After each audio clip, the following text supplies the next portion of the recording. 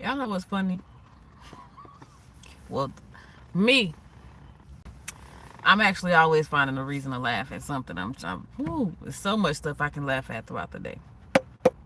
However, what's funny currently is sitting here waiting to talk when it's live, so you just talk.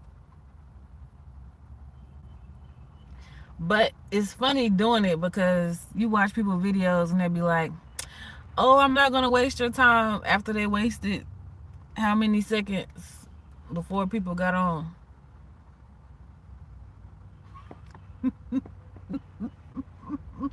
This this is just some of the stuff I be laughing at when I hear people say stuff sometimes, especially when it be like said with the intent to be funny. Boy, I be cracking up. But anyway, anywho, who used to do that? Dang, what was the name of that show? Buddy, just they being on the them podcasts I don't listen to because they anywho. But gosh, what was that little boy name on I used to watch the show, but I can't think of it. But what I wanted to come and talk about is strong mind, soft heart.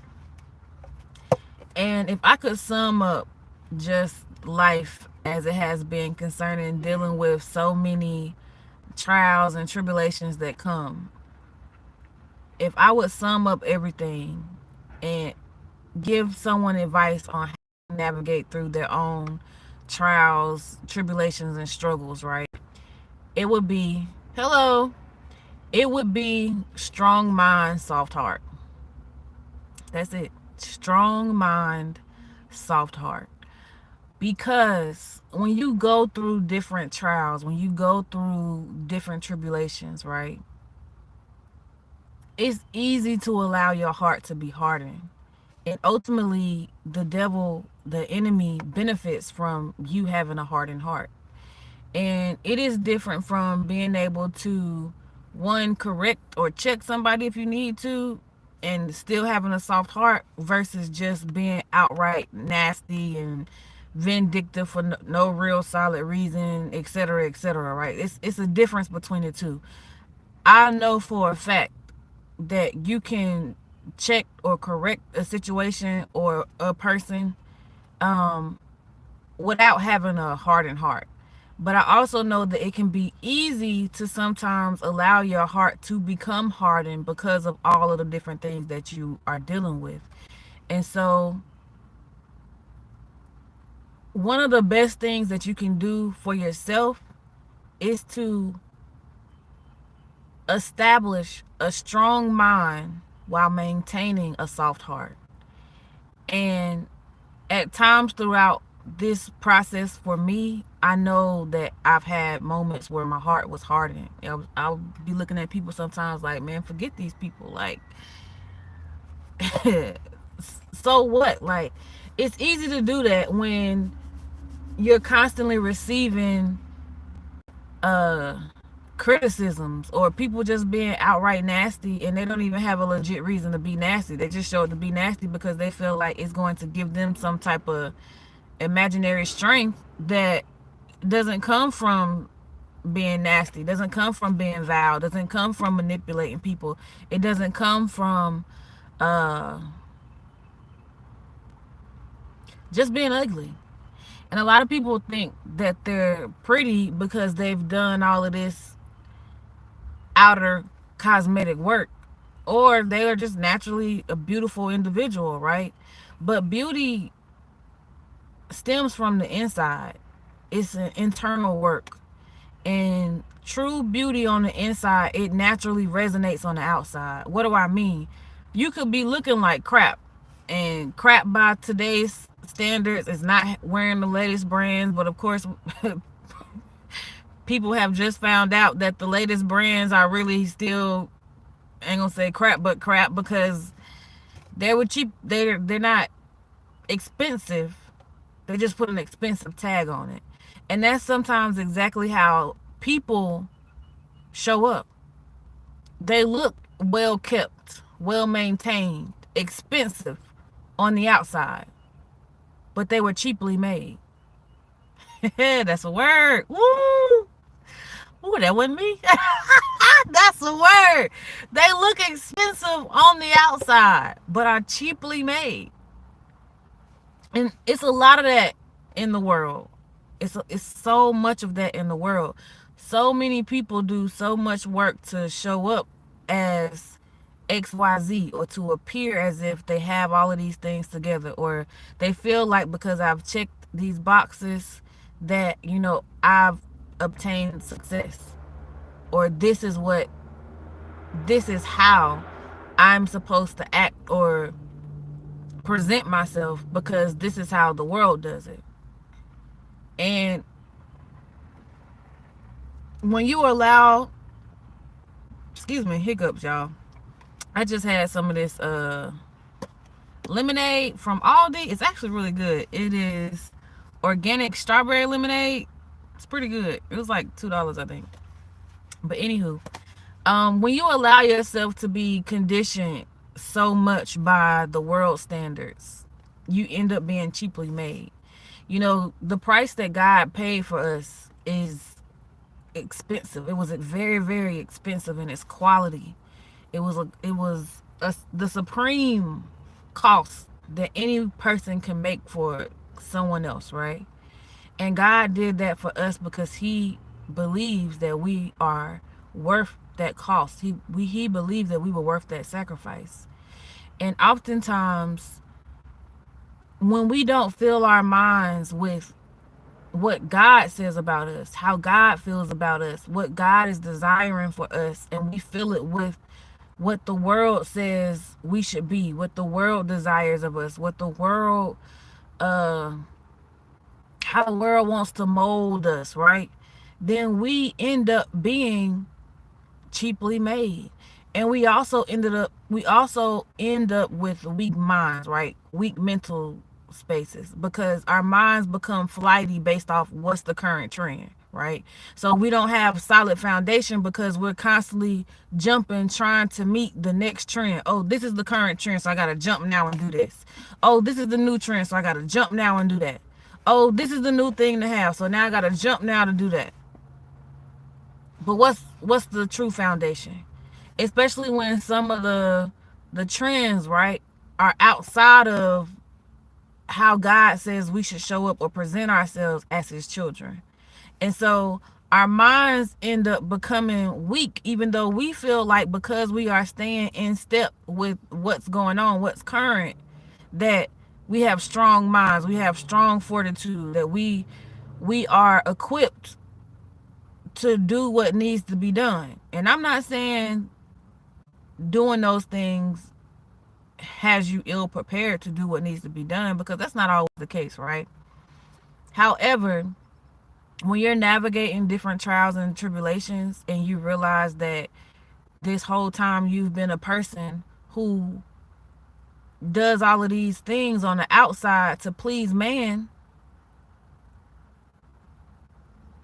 and then you have to go through something and man has turned on you,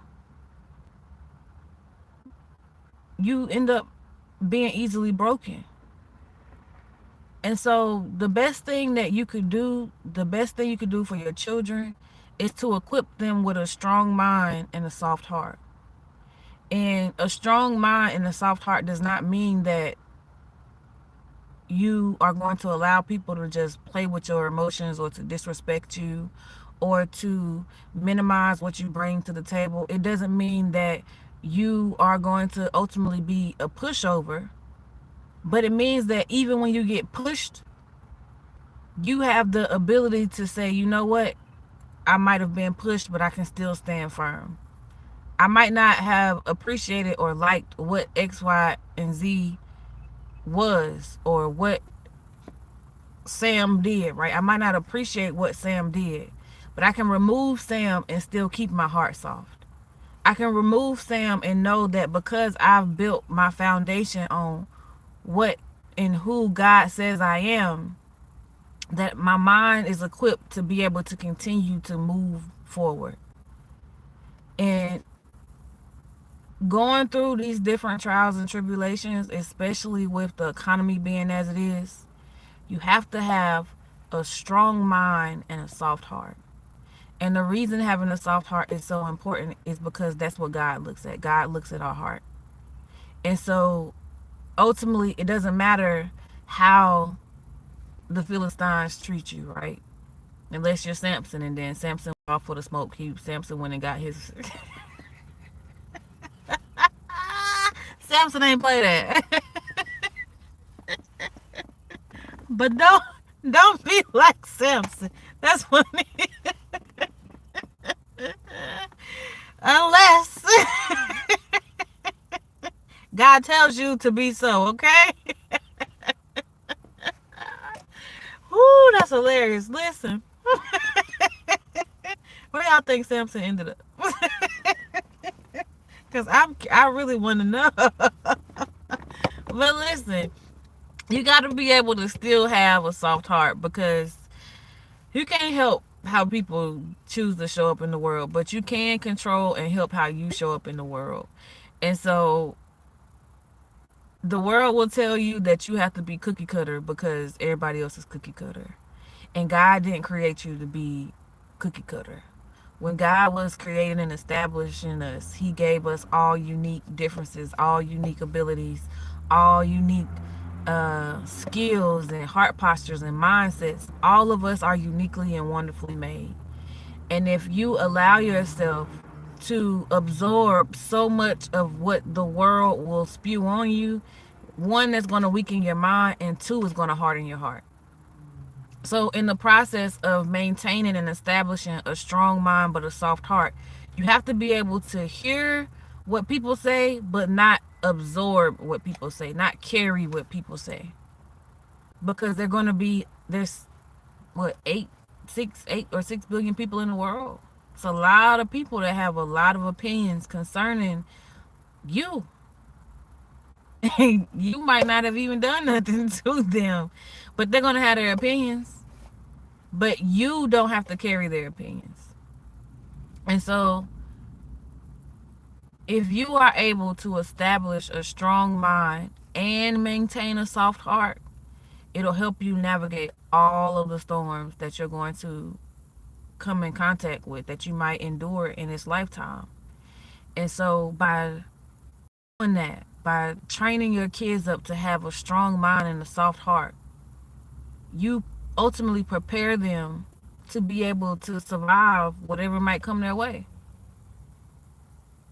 I know that because of my relationship with Christ, because of His hand covering me, because of His guidance for me, because He has taught me how to have a strong mind and a soft heart. Because again, I've had moments where I've had a strong mind but a hardened heart. And you can feel the difference. You can feel the difference, because it's like you realize that people are flawed just as you are, but you end up wanting to fully mirror how they treat you, right? And I even had to sit with that earlier on when diving deep into establishing my relationship with Christ, right? Because it says in the Word to treat people how they treat you. So in my mind, and the logic that I had established on that, right? The logic that I established was, well, if a person treats me ugly, they're showing me that they want me to treat them ugly. Makes sense, right? It made sense to me. And at first, that was my logic when I first realized the magnitude of the stalking, the gang stalking, and just the, at this point, harassment from some people that just love to just pop up and do things or try to make my life more difficult. But because of my ability to maintain a soft heart, I realized that these people are just showing up to do their job. And so many people have found their identity in their jobs. And so you can't allow yourself to get stuck in being upset or wanting to be vindictive towards people who are just wanting to do their job, because that gives them identity. You have to understand that the difference between them and you is that your job isn't to be ugly. And I'm sometimes I did say it to be funny, but I'm being very serious right now. Your job isn't to show up to be ugly. And I'm not talking about physically, I'm talking about spiritually. Your job as a believer is not to show up and be ugly. You can show up and be stern when you need to. You can show up and be loving, hopefully always, if the situation permits. But we are supposed to always be loving, right? But one thing about love that we can see in the Bible is that correction is a part of love. Correction is a part of love. There's a way to do it to where you are not just destroying a person with the correction, right? But there's a way to correct somebody to where they sit down and go, well, you know what? Yeah, you're right. That is something that I could, uh, maybe I did do that wrong, right? You can correct somebody to where they're reflecting, and then what happens after that is on them. And so, a strong mind and a soft heart is key in life. And if I had to give any advice on how to navigate just the different things that are going to take place possibly in your life or your child's life, is to equip them with a strong mind and a soft heart. And I'm grateful that because of my upbringing and because of my mother's love, because of God's love who has been navigating me through all of these things, that I have a strong mind and a soft heart. In order to get a soft heart, sometimes you have to know what love is. And even after dealing with abuse, whether it's verbal, sexual, physical, whatever form of abuse, right? To be able to get back to a place where you have a soft heart sometimes takes work. Excuse me. Especially depending on the extent of the abuse or the mistreatment that you might have experienced. But the beauty of it is knowing that you are not what happened to you. And that there is strength in being able to go through something but still have a soft heart. Because a lot of times people will inflict on you their own sicknesses in a sense. And when I say sicknesses, I mean some people don't realize the insecurities that they have. Some people don't realize the hate that they have. Some people don't realize that they're doing stuff just because it's trendy and it wasn't their original thought. They're just going with the flow of things, right? And so people don't always realize that. They don't always take that into consideration. And so to be able to go through something or to be able to deal with people or encounter people who have all of these things that maybe they don't realize, or maybe it's only boiling to the surface because of you, of your presence, and still have a soft heart, that's the biggest W you can ever take. To experience people who intentionally try to get you to break. To experience people who intentionally try to get you to feel bad about you. And you decide that despite all of that, I'm going to have a strong mind and a soft heart. That's all you need to overcome anything, is a strong mind and a soft heart. Some people get to certain levels in their life and their mind might be strong, but their heart is hardened. And so you see them deal with people in a manner that doesn't make the people that they're dealing with even feel humane. You see them dealing with people in inhumane ways. You see them treating people less than, like they are better. And it's funny because nobody wants to experience anybody, even if it's just you being in their presence, to where it makes them feel like they're less than. Some people have that experience. But it's because perspective, mindset. If they knew who they were in Christ, if they were grounded and cemented in who they were in Christ, they wouldn't be in anybody's presence and feel like they were less than. But they're grounded in image and not God's image, their self-perceived image. They're grounded in the image that others have of them. They're not grounded in God's image of them. And so when they encounter people, even if they're better off, even if they're